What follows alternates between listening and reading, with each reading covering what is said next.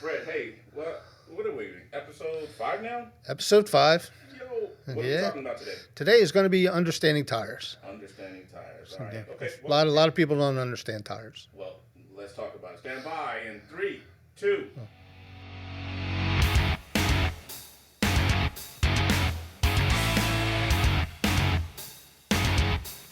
Now we're on the air. I thought we were already on the air. Well, this is episode 5. We're going to be talking about tires, and one of the most crucial purchases you can buy for your vehicle is tires. So you want to make sure you get the right tire. Number one, tread rating, speed rating, wear. There's a lot of factors go into a tire. It's not just the black thing that runs on the road. I can't believe you're not talking about the big giant tire that's right in front of your face. Can you see me now? Can you see me? Sorry, go ahead. Yeah, so there's this big tire right here, right in front of our faces. So we can talk a lot about you don't want to just buy from price. A lot of people just think like, oh, I get buy 3 tires, get the 4th one free. You don't want to. That may be a factor, but you don't want that to be your deciding factor with purchasing a tire, because a lot of those cheaper tires will not work on a lot of certain vehicles, and that's I want to try to explain to you. So when you go to purchase a tire, you're going to buy the right one, or at least you come over to me, know what you're talking about, and we can have a conversation about what the best tire for your vehicle is. So number one, size. Size for the tire is very crucial. A lot of people think that you see like on these little Fast and Furious cars, you'll see these little tiny tires and big rims and all that stuff. And or you'll see on these big trucks, the big pickup trucks. I used to have them too. You have these 36-inch monster mutters, and that doesn't fit on every car. And especially nowadays when everything is so designed and so critical, you want to make sure you got the right tire for your vehicle. So number one, what you want to do is see what tire goes on there. And if there's a sticker on the door jamb, which I'll show here. So you just point on there, you look in there, and that's the tire size. And it also has your tire pressures on there too, so where you should keep the tire pressures at. So take a good look at that sticker that's on the door jamb on your driver's door, and it'll explain everything that you need to know about your tire. All right, so when you're looking for a tire, first things you're going to look at is the size and the tread wear and the traction that's on the rating that's on the tire.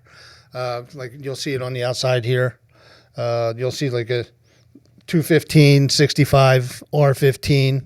I can explain that. Like the P that stands in front of it is for passenger vehicle. LT is for light truck, and S is for specialty trailer. Then you'll have like a number like 215. It can go up to 275, 285. That's going to be your tire size. That means the whole width of the tire, or the whole height of the tire. I'm sorry.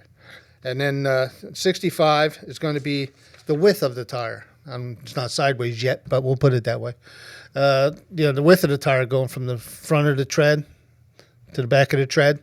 That's going to be that rating right there. In this case, this is a 65.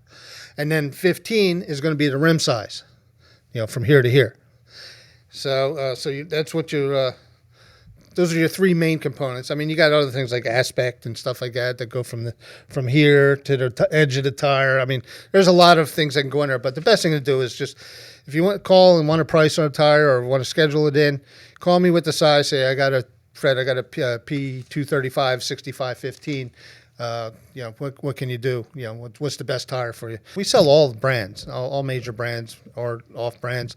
I try to stay away from the off brands, but we do sell all the major brands. But our main brand, we have 3 major brands that we carry. One is the GT Radial, which you see here. It's a very good tire. It's got a built-in road hazard warranty. It's good this is good for 1 year and the first 30 seconds inch of wear, which we can always check it out when it's time if you need that. These are one of the only brands that carry at least a year warranty. We have a Nexen brand, which is, I don't know, there's a sign over there.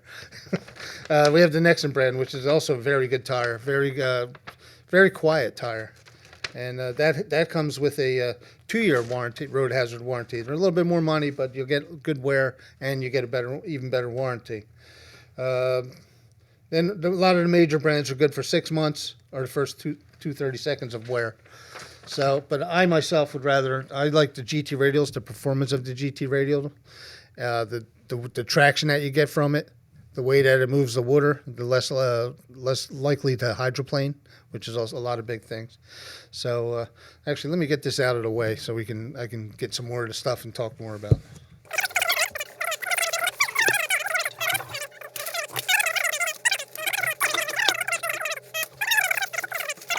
All right, so that was our tires. And I'm telling you about what brands we have and all the stuff and the tire sizes. Some things you got to look forward when you're looking to change tires. And again, I said don't change the tire size. If you do, make it very minimum, because what will happen is, say you have a 205 15 tire on there, and you change it to a 235, thinking you're doing something good, and it changes your speedometer.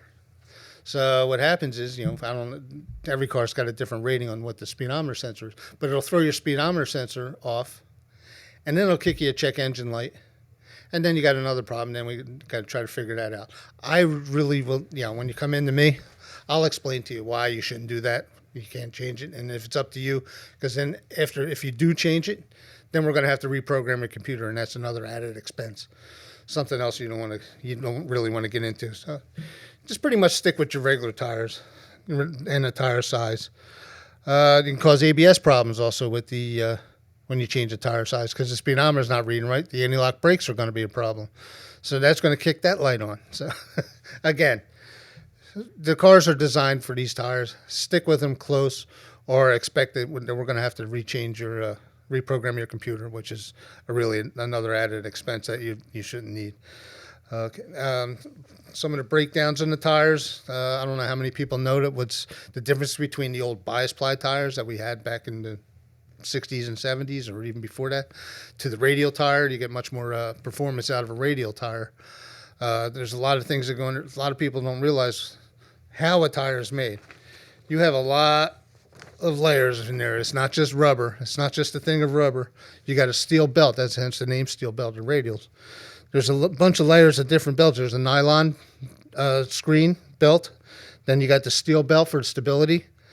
And then you got, of course, your rubber.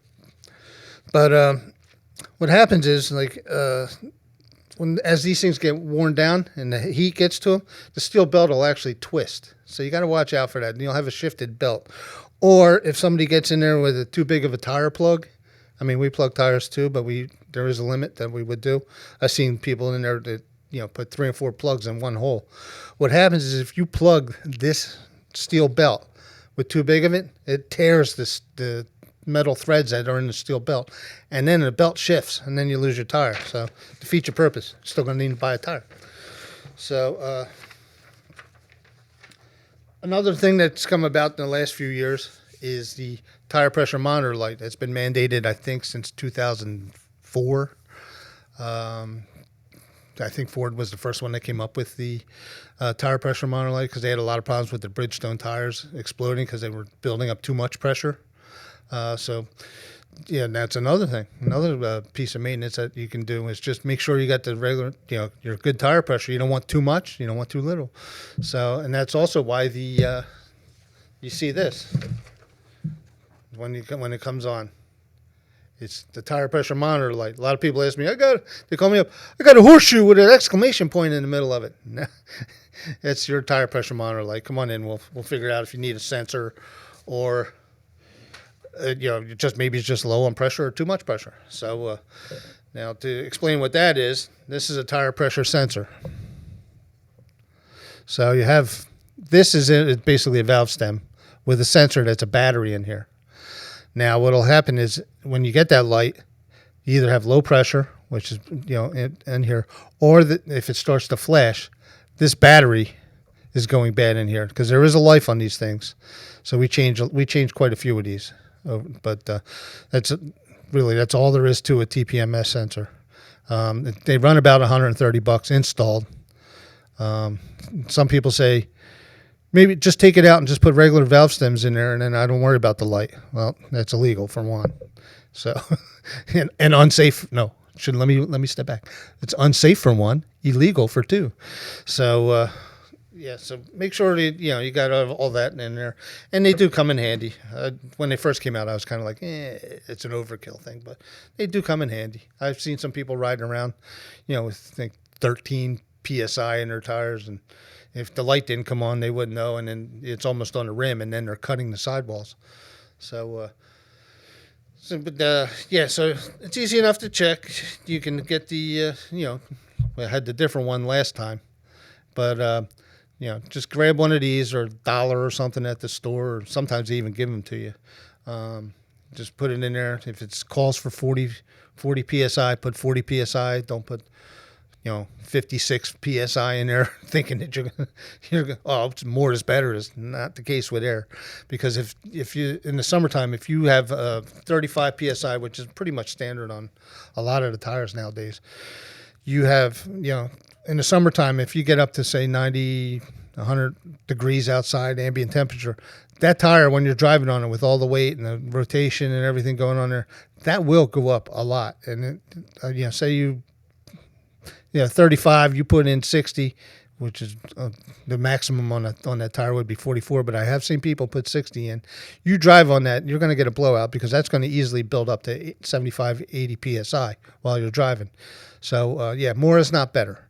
So, just, again, refer back to that label that's on your door jamb, on your driver's door, and that'll tell you everything that you need to know about that tire and the pressures and the treads and what you should be doing. All right, and with the tire pressure sensors, we can, what we'll have to do is, after we install the tire pressure sensor, we'll have to use our monitor and our computer to program it. What we do is we plug the one part into the ALDL connector, put down, say you have a Buick, and then we enter all the information for the Buick, and it'll enter the VIN number on there, and then we can good job, and then we can then we'll enter the VIN number in there, and it'll set it and create a database for that tire pressure monitor, the sensor, to go with the tire monitor control module, because believe it or not, there's one of those in there as well. So there's a control module for everything nowadays. So, but yeah, that's what this is for. If you just put the sensor in without programming it, you will have that tire pressure monitor light, and you will have other problems as well. Alignments. A lot of people said they should get an alignment. I recommend it, but I won't force it on anybody unless I see something abnormal in their tires, because they'll see. Let me grab this tire.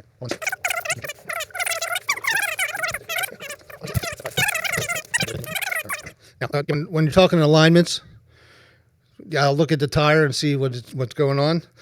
Now, if you see a feathering on the tire, like it feels weird when you drag your hand across it, then your alignment is out. The toe in, toe out, whichever way you go.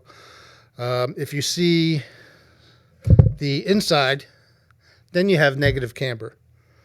So you want to make sure that your alignment's all set. If it's worn on the outside, you have positive camber.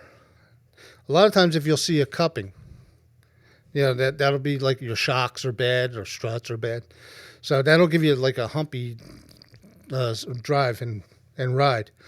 Also, what you'll see, and the most common thing I see, is either worn on the outsides or worn on the inside, just in the center tread. So the worn on the outside is people running with their tires too low on air pressure, because it's not even distributed across. And the opposite is when somebody has too much air pressure, that you'll wear the inside, the center tread out. So you want to just have your alignment done when you get to buy your 4 tires. It's a good thing to do. It might not need it, but we'll go over and check it anyway. And I throw the check in for free. If it needs anything after that, then we'll address that as you need. So, but also while I'm on there, let me explain about tread. What tread does, it not just grabs the road. What it does is also forces, like the water on the rain. It'll push it out. These are designed to push water out, and then this is supposed to push it away. So they used to have a tire called an Aqua Tread. Goodyear had that, and it looked like a bunch of V's. Good, it moved a lot of water, but they didn't last. So they discontinued that tire. But yeah, so you stick with these, and you'll be all right. Thank you, Craig. So yeah, so and like I said, we carry all the major brands. Our three main brands are the GT Radials, which I swear by, the Nexans, which are a good tire, nice and quiet, good wear on them, and the Yokohamas, which is a softer tire, more performance rated. They don't have the wear that our other brands do, but you'll get a good response, especially on like a performance car. The Yokohamas are a good one. So yeah, this is and just give me a call and we'll explain everything in there. And by the way, top rated Carfax Service Center, 4 years running. So so we know what we're talking about. Yeah, there's a lot to be considered about with tires. I like to consider myself one of the tire experts. We're not like a super tire salesman people, so a sales shop, but we are committed to selling you the best tire that goes on your vehicle, the safest tire for you and your family, and the most economical, whether it's you need the more expensive tire or the less expensive tire. We will always point you in the right direction. There are tires that I won't sell. There are a few lesser grade off brands that you'll see at the big chains. Now the compounds on those, or the rubber compounds on those, have a lot of plastic in them, so you won't get the traction on there, and you won't get the wear. So you'll see that quite a bit. Like somebody will come in with I had one yesterday. I couldn't even pronunciate how to say that. Let's see what was on the side of that tire. And I told him he was going to need tires for inspection. And he's like, I just bought those tires 3 months ago. I'm like, that explains a lot. But yeah, really, just give us a call over Fletcher's Garage, and we'll direct you the right way on tires. And if you need an alignment, we'll be able to do the alignment for you.